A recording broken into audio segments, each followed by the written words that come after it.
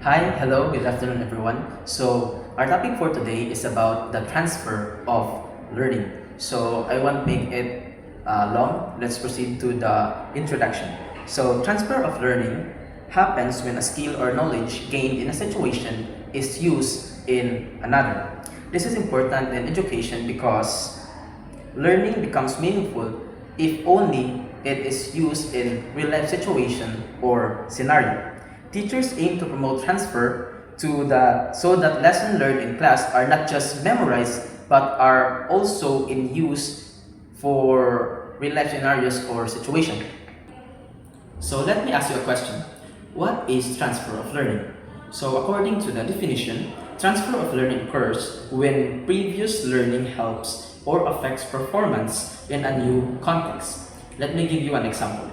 A student who learns roller skating can easily learn ice skating because the balancing skills are similar. So if na-learn the new concept, pwede din mo siya magamit sa lain ni siya nga concept. So that is transfer of learning. So another example is a child who learns teamwork in preschool can relate better with classmates in higher grades. So if kay ma-adapt na new kind of learning is pwede na din mo magamit in other situation or other tasks na maka-benefit sa imo and also to another person. So transfer is essential in education, but is that it does not actually happen in naturally. So for in classroom activities sometimes differ from real-world situations, making it harder for learners to apply what they learned inside the classroom. So teachers must connect lessons to practical applications. So for example, nakay-teach siya isa ka estudyante katong topic nga imo gi-teach niya kay mangita ka og activity or lesson, part sa lesson nga imong ihatag sa estudyante nga ma-relate nila sa real life situation or scenario. So dapat ilang ma-apply to nga learning para nga mas makuha nila ang definition or ang meaning ato as a learner. There are four different types of transfer. First is the positive transfer.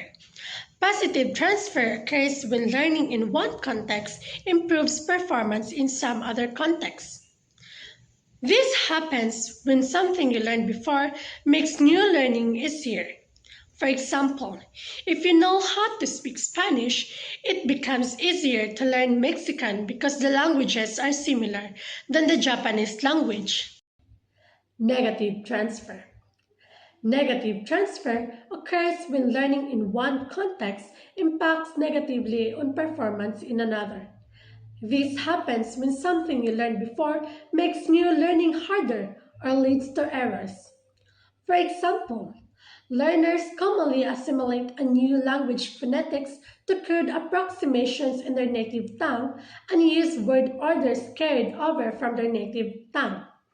Example: there may be a tendency for a Visayan speaking child to frequently interchange the E and E sounds when speaking in English. With experience, however, learners correct the effects of negative transfer. Near transfer. Near transfer refers to transfer between very similar contexts. This is also referred to as a specific transfer.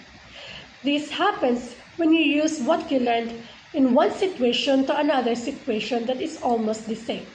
For example, when students answer types of algebra word problems in an exam which are similar to what they had in their seat parts, or when a student is learning to use a new cell phone that is somehow similar to one that she had before.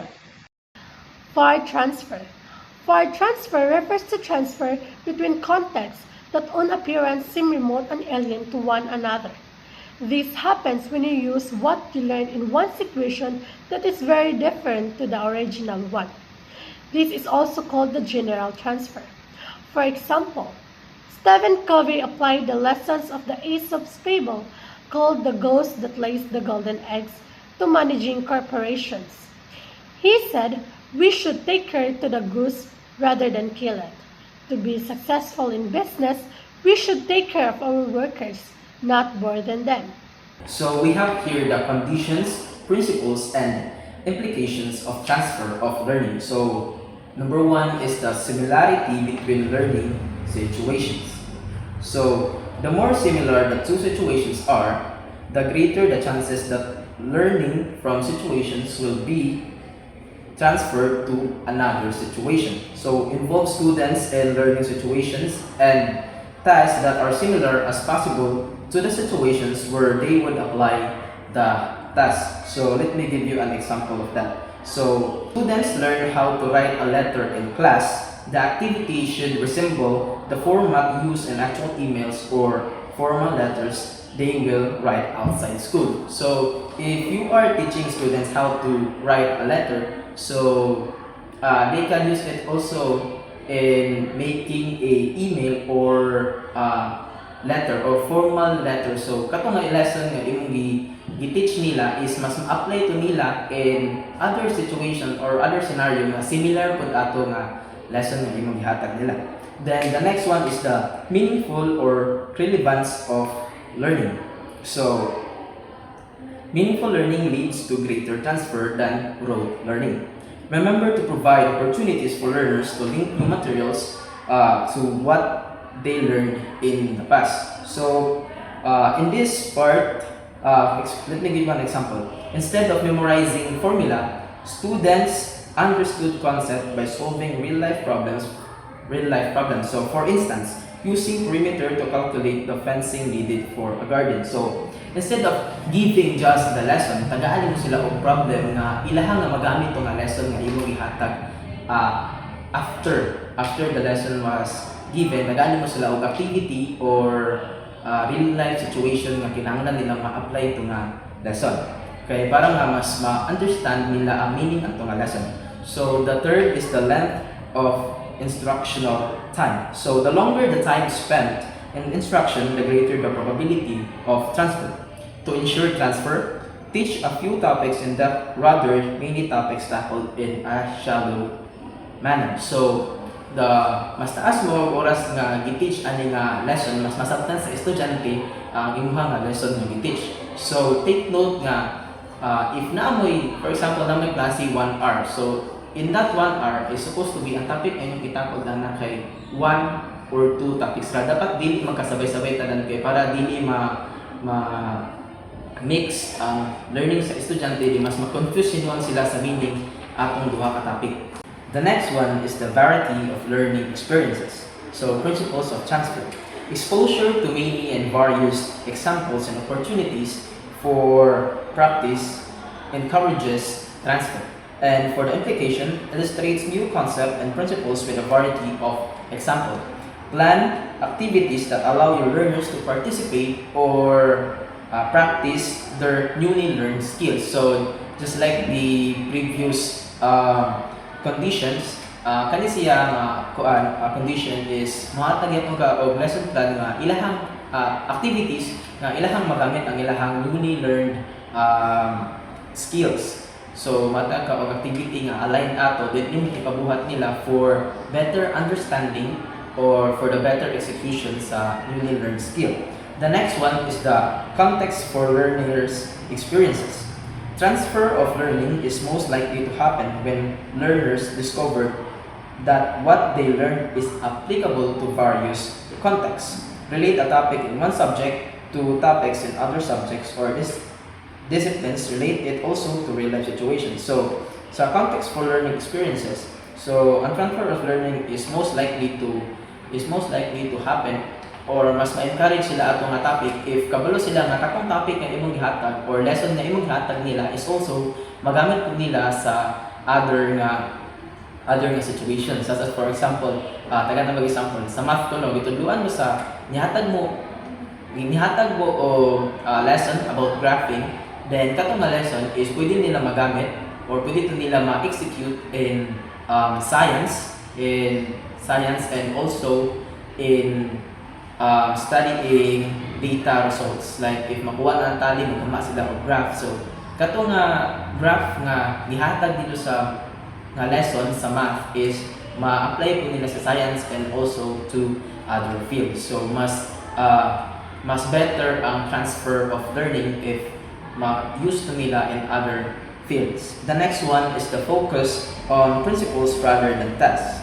Principles transfer easier than facts. Zero in on principles related to each topic together with strategies based on those principles. So, kani siya nga part is murag imong ihatag ang principles of how to solve that problem. So, if ang students is makabalo na ato nga principles, like makakam up sila og ilahang idea nga related ato nga principle nga imong ihatag on how to solve that problem. And also, in alignment sa principle gihapon nga imong ihatag. So, dili siya malihis. Although na ay gamay improvement sa learners kay mas na-execute man niya ang skill through the principle that was given to them. The next one is the emphasis on metacognition. Students' reflection improves transfer of learning. Encourage students to take responsibility for their own learning and to reflect on what they learn. So in this part, a student who reflects, I learned better when I made a concept map, can apply this strategy in other subjects like science, English, and history. So, mura og na siya emphasis sa learning nga imong gihatag niya. So, magamit to niya and also similar to the other principles and conditions, magamit niya to niya nga learning to other fields. And for the conclusion, transfer of learning is a key goal of education. It enables students to use what they learn in practical, real-life situations or in real-life scenario. By focusing on relevance, depth, reflection, and real-world connections, teachers can greatly strengthen the transfer of learning. With effective teaching strategies, lessons became more meaningful and students became better prepared for life beyond classroom. So, the more learning na imong ihatag sa estudyante is dapat the more activities or life situations ang na-attach dito kay para mas ma-adapt nila ang depth or ang meaning ato ka lesson. And that's all. Thank you.